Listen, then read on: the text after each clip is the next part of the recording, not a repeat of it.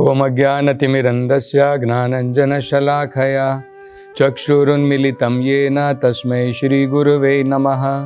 नमो ओं विष्णुपादाय कृष्णपृष्ठाय भूतले श्रीमते भक्तिवेदान्तस्वामिन् इति नामिने। नमस्ते सरस्वते देवे गौरवाणी प्रचारिणे निर्विशेषा शून्यवादी पाश्चात्यदेशतारिणे। जय श्री कृष्ण चैतन्य प्रभु नित्यानंद श्री अद्वैत गदाधर श्रीवासदि गौर भक्त वृंद। हरे कृष्णा कृष्ण कृष्णा हरे हरे, हरे राम राम राम हरे हरे। हरे कृष्णा। तो पिछली कथा में हम महारानी कुंती की बड़ी ही सुंदर प्रार्थनाएं जो भगवान कृष्ण से वो कर रही हैं और जिनसे हम सीख ले सकते हैं हमें भी भगवान से किस प्रकार की प्रार्थनाएं करनी चाहिए। बड़ी श्रेष्ठ प्रार्थनाएं हैं, हम इन्हें याद करने का भी प्रयास कर सकते हैं। तो पहली प्रार्थना में उन्होंने कहा था, नमस्ये पुरुषम त्वाद्यम ईश्वरम प्रकृते परम अलक्ष्यम सर्वभूतानाम अंतर्बहिरवस्थितम। हे कृष्ण, आप हो सकता है सामाजिक तौर पर मेरे से संबंधित हो, मैं आपकी बुआ के रूप में हूँ, लेकिन मैं ये कभी नहीं भूल सकती हूँ कि आप ही आदि पुरुष हैं, इसलिए मैं आपको प्रणाम करती हूँ। नमस्ये पुरुषम त्वाद्यम, मैं आपको प्रणाम करती हूँ आदि पुरुष के रूप में। और आप कौन हैं? ईश्वरः प्रकृते परम, आप परमेश्वर हैं। बहुत सारे ईश्वर हैं लेकिन आप परम ईश्वर हैं, सबके नियंत्रण करने वाले हैं और प्रकृति से ऊपर है, प्रकृति से बाहर है। अलक्ष्यम सर्वभूतानाम, सारे जीवों के हृदय के अंदर में अंतर बहिर दोनों जगह पर हैं, अंदर में भी हैं बाहर में भी हैं, लेकिन अलक्ष्यम, फिर भी वो आपके दर्शन नहीं कर सकते हैं। और अगली प्रार्थना में उन्होंने बताया था 3 कारण भगवान के दर्शन हम क्यों नहीं कर सकते हैं। माया जवनिका छन्नम अज्ञात अधोक्षजम अव्ययम न लक्ष्य से मूढ़ा दृशा नटो नाट्य धरो यथा। तो कहते 3 कारण क्या है। भगवान जो है माया जवनिका छन्नम, भगवान अपने माया के पर्दे से ढके हुए हैं। अज्ञात, हम भौतिक संसार के अंदर में अज्ञानी हैं, भगवान के बारे में ज्ञान नहीं है। और तीसरा, भगवान अधोक्षजा है, इन इंद्रियों के द्वारा भगवान को नहीं पकड़ा जा सकता है, भगवान को नहीं समझा जा सकता है। इसलिए भगवान जो है नटो नाट्यो धरो यथा। कई बार हमने देखा होगा भगवान जो है, हम इस संसार में भी देखते हैं, मान लीजिए हमारे रिलेटिव हैं, हमारे पिताजी हैं, और वो जो है एक स्टेज के ऊपर ड्रामे में हैं, हमारे पिताजी हैं, लेकिन उन्होंने भेष बदला हुआ है और वो किसी राजा के रूप में कार्य कर रहे हैं। तो हम वहाँ पर जाकर के बैठेंगे तो भी अपने पिताजी को नहीं पहचान पाएंगे। तो ठीक इसी प्रकार से इन 3 कारणों के द्वारा जब भगवान भौतिक संसार में आते हैं, हमारी आंखों के सामने भी आते हैं, कृष्ण के रूप में भगवान स्वयं आए, लेकिन इस प्रकार के लोग जो हैं नटो नाट्यो धरो यथा, भगवान जो है अपनी लीला कर रहे हैं, लेकिन मूर्ख लोग जो हैं वो भगवान को नहीं पहचान सकते हैं। अब अगली प्रार्थना में कुंती महारानी बताती हैं कौन भगवान के दर्शन करने योग्य है, कौन लायक है भगवान के दर्शन करने हेतु, और अपनी जो है पोजीशन बताती हैं। वो बड़ा ही निम्न स्थान ग्रहण करती हैं। वो सोचती हैं कि मैं एक स्त्री मात्र हूँ और मैं भला भगवान के दर्शन कहाँ से कर सकती हूँ। ये जो विनम्रता का भाव होता है भक्तों के अंदर में, ये बड़ा महत्वपूर्ण है। असुरों के अंदर में छाती फुलाने का भाव होता है, मैं बहुत बड़ा हूँ, कौन भगवान है, कैसा भगवान है, उसके द्वारा भगवान के दर्शन नहीं होते हैं। जब भक्त जो होता है वो अत्यंत विनम्र भाव का होता है और वही उसकी योग्यता है भगवान के दर्शन करने के लिए। तो कुंती महारानी जो है बड़े विनम्र भाव से सोच रही है कि मैं क्या हूँ, मैं कोई बड़ी महात्मा थोड़ी हूँ, मैं कोई बड़ी मुनि थोड़ी हूँ, मैं बड़े महान संत थोड़ी हूँ, मैं एक स्त्री मात्र हूँ, भला मैं भगवान के दर्शन कहाँ से कर सकती हूँ। लेकिन हमें पता होना चाहिए कुंती महारानी कोई आम साधारण स्त्री नहीं है। कुंती महारानी जो है भगवान की श्रेष्ठ भक्त हैं। औरत स्त्री होते हुए भी बड़े बड़े मुनियों से, बड़े बड़े परम हंस जो हैं उनसे भी अधिक हैं कुंती महारानी। तो वो कहती है अगली प्रार्थना में, तथा परम हंसानाम मुनीनाम अमलात्मनाम भक्ति योग विधान अर्थम कथम पश्येम ही स्त्रियाः। तो पिछली उन्होंने प्रार्थना में बताया था 3 कारण है भगवान के दर्शन न कर पाने के, और अब वो बताती हैं 3 योग्यता की जरूरत है भगवान के दर्शन करने के लिए। 3 क्वालिफिकेशन, इन चीजों की जरूरत पड़ेगी अगर हमें भगवान के दर्शन करने हैं। तो क्या कहते हैं, तथा परमहंसानाम, अपने जीवन में जब तक हम परमहंस नहीं बन जाते हैं भगवान के दर्शन के लायक नहीं है, उसके हम योग्य नहीं हो पाएंगे। वो क्वालिफिकेशन होनी बड़ी महत्वपूर्ण है। ये क्या होता है, परमहंस हमें क्यों बनना है संसार के अंदर में? हर एक जानवरों के अंदर में एक विशेष गुण होता है, ये हम जानवरों से भी सीख सकते हैं। जैसे उदाहरण के तौर पर आप देख लीजिए, हम जो है धरती के ऊपर आराम से चलते हैं, लेकिन क्या हम दीवारों के ऊपर चल सकते हैं? लेकिन कुछ प्राणी ऐसे होते हैं, जैसे छिपकली है, वो देखिए कैसे भागती है दीवारों के ऊपर। हम तो नहीं भाग सकते हैं। हम जो है अपनी कल्पना से स्पाइडरमैन बना सकते हैं, लेकिन अन्यथा हमारे अंदर में वो क्वालिफिकेशन नहीं है, वो योग्यता नहीं है। इसी प्रकार से वेदों में बताया है, हंस के अंदर में एक बड़ी विशेष योग्यता होती है।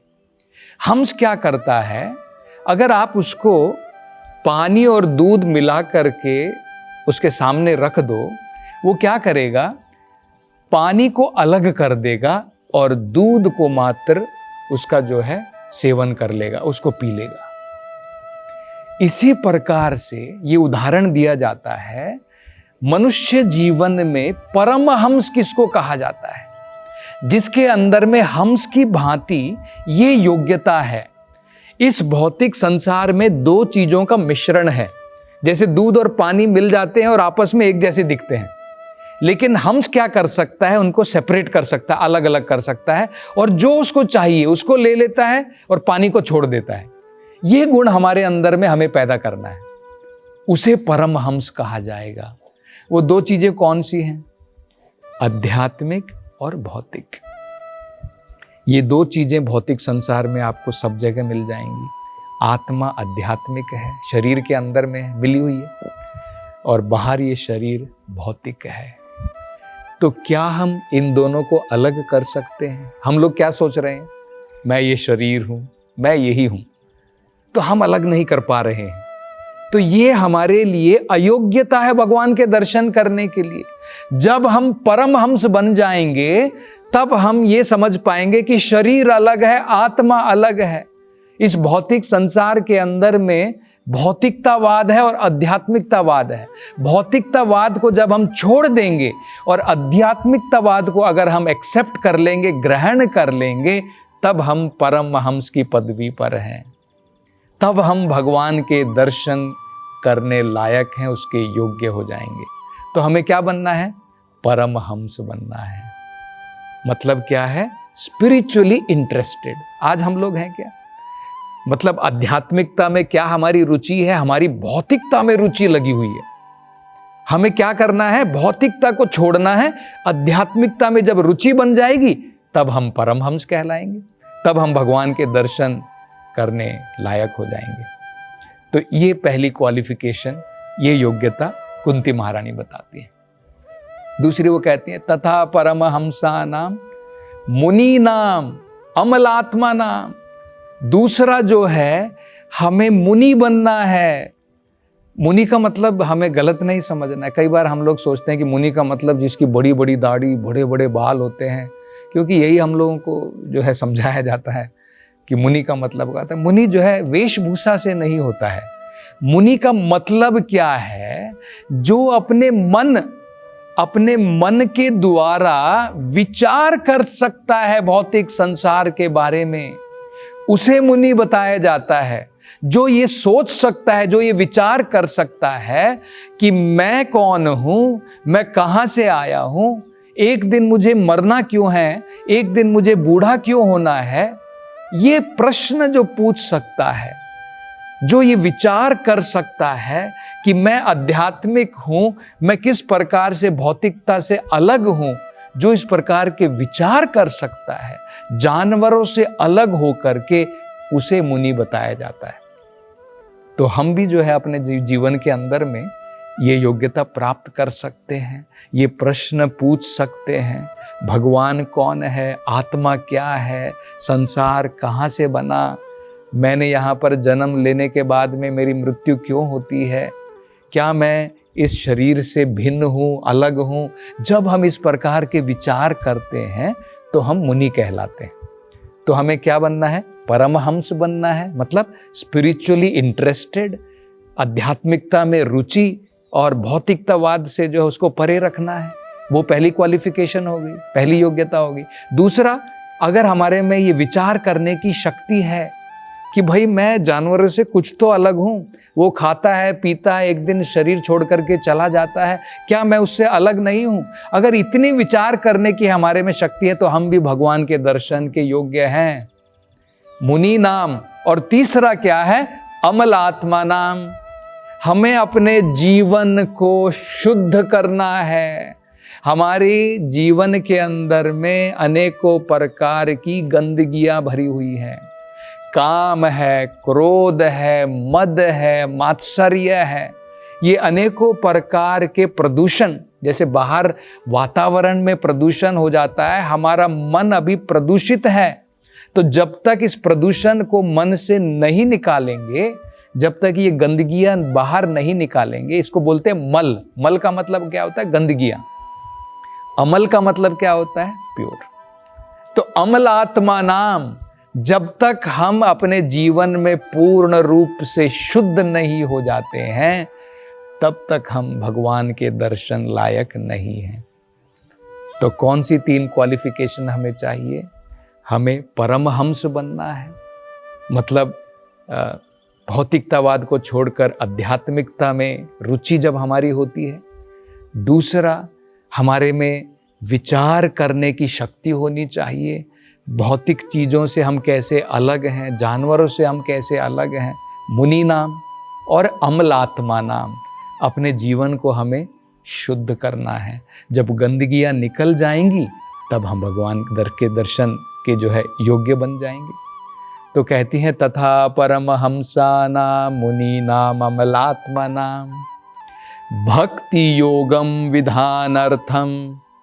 भगवान, आप जब धरती के ऊपर आते हैं, इन लोगों के लिए भक्ति योगम, ये लोग भक्ति योग करने के लायक हैं। कथम पश्येमा ही स्त्रियाः, लेकिन मैं तो परमहंस नहीं हूँ, मैं तो मुनि नहीं हूँ, मैं तो अमलात्मा नहीं हूँ, मैं केवल एक साधारण स्त्री मात्र हूँ। कथम पश्येमा ही स्त्रिया, भगवान आपके दर्शन मैं कैसे करूं? आपने तो जो है बताया कि ये योग्यता चाहिए, परमहंस होना चाहिए, मुनि होना चाहिए, अमलात्मा होना चाहिए, मैं तो एक स्त्री मात्र हूं, मैं आपके दर्शन भगवान कैसे कर सकती हूं? लेकिन भगवान जो है, भक्ति योग केवल इनके लिए नहीं है। कोई भी व्यक्ति, चाहे स्त्री हो, चाहे शूद्र हो, चाहे वैश्या हो, कोई भी हो, ये किसी का राइट नहीं है कि केवल ब्राह्मण जो है भगवान का भक्त बन सकता है। कोई भी व्यक्ति, किसी भी जो है, कहीं से भी क्यों ना हो, किसी भी समाज से क्यों ना हो, अगर हम भगवान की शरण में जाते हैं, भगवान की भक्ति में लग जाते हैं, भगवान कहते हैं परम गति की उसे प्राप्ति होती है। तो यहाँ पर कुंती महारानी जो है बड़ी विनम्रता भाव से सोच रही है कि मैं तो लायक नहीं हूँ, मैं तो एक साधारण स्त्री हूँ, मैं भगवान के दर्शन कहाँ से कर सकती हूँ? भगवान के दर्शन तो परमहंस करते हैं, मुनि लोग करते हैं, अमलात्मा जिनका हृदय शुद्ध हो गया है वो करते हैं। मैं तो एक साधारण स्त्री हूँ भगवान, मैं कहाँ से आपके दर्शन कर सकती हूँ? लेकिन भगवद गीता में भगवान क्या कहते हैं? भगवान गीता में भगवान कहते हैं स्त्री वैश्या अपि शूद्रा, चाहे स्त्री हो, वैश्या हो, शूद्र ही क्यों ना हो, स्त्री वैश्य तथा शूद्रा ते अपि यान्ति पराम गतिम, इन्हें भी परम गति की प्राप्ति होती है, इन्हें भी परम श्रेष्ठ गति की प्राप्ति होती है अगर वो भगवान की भक्ति में लग जाते हैं।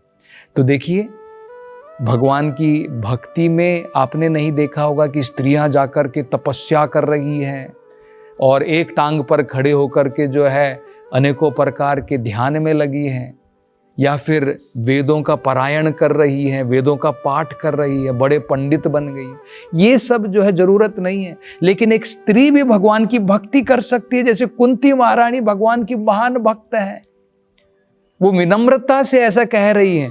अन्यथा वो तो जानती है कि भगवान मेरे से संबंधित नहीं है, मैं उनकी बुआ जरूर हूं, लेकिन फिर भी भगवान तो आदि पुरुष हैं। वो तो भगवान को सही प्रकार से देख रही है, वो सही प्रकार से भगवान के दर्शन कर रही है। केवल विनम्रता भाव से वो कह रहे कि भगवान मैं लायक नहीं हूं आपके दर्शन करने की। ये भक्त की विनम्रता होती है। अन्यथा भगवान तो कहते हैं बच्चा भी जो है, हम देख सकते हैं कि भगवान की भक्ति जो है छोटा बच्चा भी कर सकता है। वो भी अगर मंदिर में आकर के भगवान के सामने ताली बजाता है, कीर्तन करता है, श्रवण करता है, वो भी भगवान की भक्ति में आगे बढ़ सकता है। तो बड़ी सुंदर प्रार्थनाएं हैं। और आगे वो क्या प्रार्थना करती हैं अगली कथा में उसका वर्णन करेंगे। हरे कृष्ण मूवमेंट के संस्थापक आचार्य श्रील प्रभुपाद की हार्दिक इच्छा थी कि भगवान श्री कृष्ण और श्रीधाम वृंदावन की महिमा का पूरे विश्व में प्रचार हो। मथुरा वृंदावन में निर्माणाधीन गगनचुंबी वृंदावन चंद्रोदय मंदिर श्रील प्रभुपाद के इस उद्देश्य को समर्पित है। यह परियोजना वृंदावन को विश्व मानचित्र पर एक अनुपम छवि प्रदान करेगी। स्कंद पुराण में उल्लेखित है कि भगवान श्री कृष्ण के लिए एक मंदिर का निर्माण प्रारंभ करने मात्र से 7 जन्मों में किए गए पापों का नाश हो जाता है और ऐसा करने वाला व्यक्ति नरकीय लोकों में कष्ट भोग रहे उसके पूर्वजों को मुक्त कर सकता है। अतः एक सुनहरा अवसर है भगवान श्री कृष्ण के लिए विश्व के सबसे ऊंचे मंदिर के निर्माण में सहयोग देकर सर्वोच्च पुण्य का भागीदार बने। 1 स्क्वायर फीट मंदिर निर्माण सेवा राशि 2100 रुपए मात्र। अधिक जानकारी के लिए संपर्क करें 8585850033 एवं 77259772660।